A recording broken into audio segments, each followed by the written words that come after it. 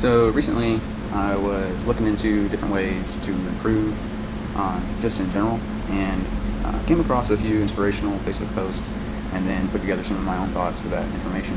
Um, One of the things that I've really been working on since the lab has opened up is just putting in progress as a result of spending time with an effort to improve.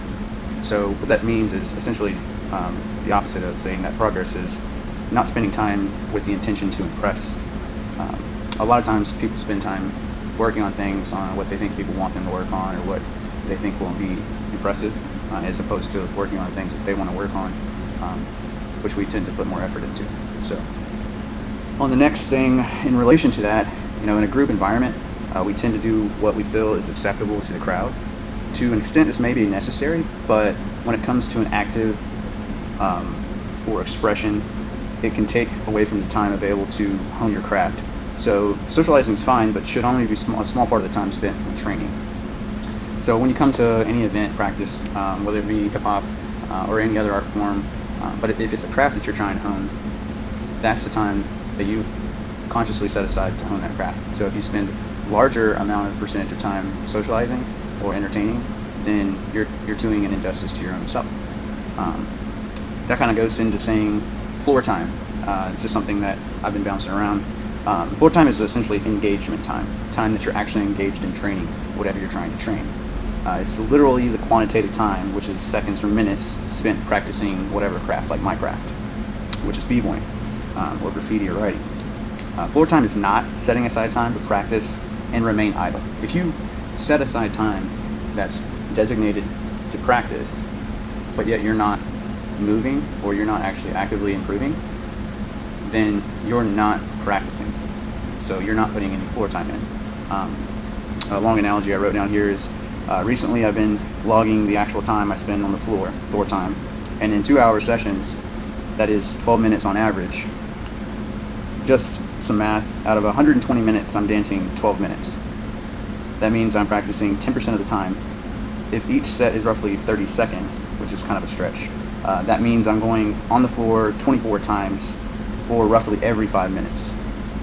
I admit that this is not bad, but I want to do better. I will challenge myself to make that number closer to 20 minutes floor time.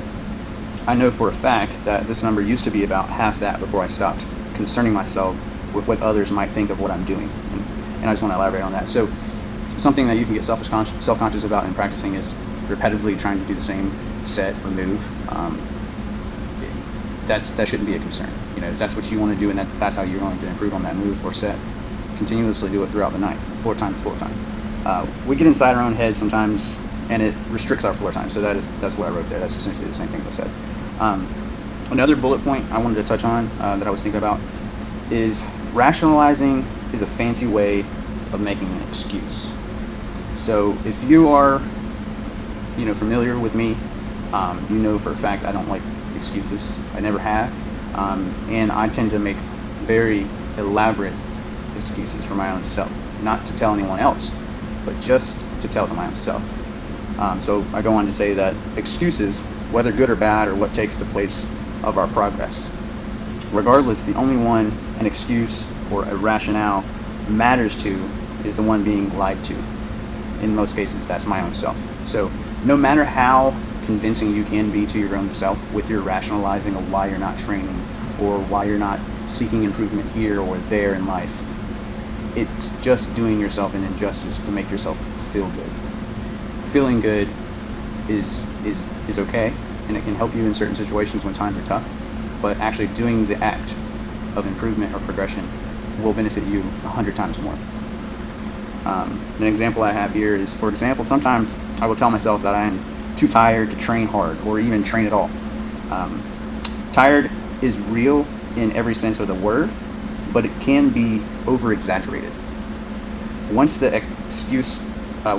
the excuses I used to tell myself was I had to work early the next day. I realized a lot later that this is just a way of convincing myself to be lazy. Yes, being exhausted the next day was inevitable, but through conditioning, it becomes a piece of cake. So what I mean there is, yes, you might have things to do in concession to practice or training or whatever you're working on, and it may exhaust you into that next task. But if that's something that you want to become better at, you need to be able to condition yourself to be able to do that.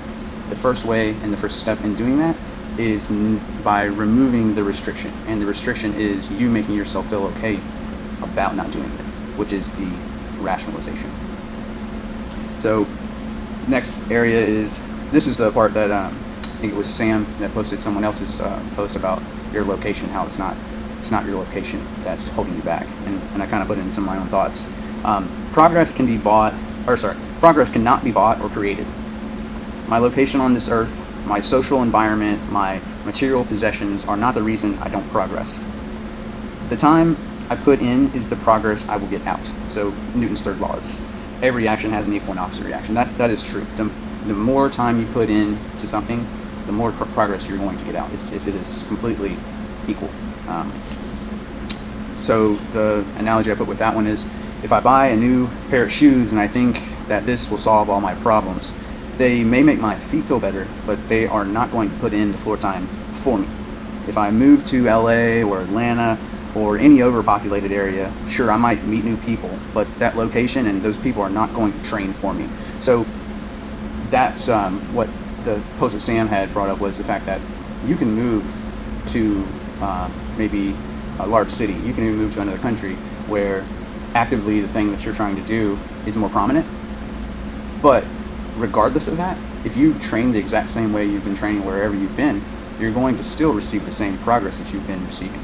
So if you're not happy with the progress you've been receiving, quit blaming it on all these irrelevant things. Quit making restrictions that prevent you from being able to do the things you want to do because you've rationalized that you don't have the effort to do it. This is something that I'm constantly working on, and I wanted to share it with you guys because these thoughts are some of the things that I think everyone should work on. If you want to be a better person, then you need to focus on progress. Progress is key in life. The only way that you can be a better version of yourself the next day is by putting in effort. If you don't put any effort in, you won't get any progress. All right, you guys have a good day.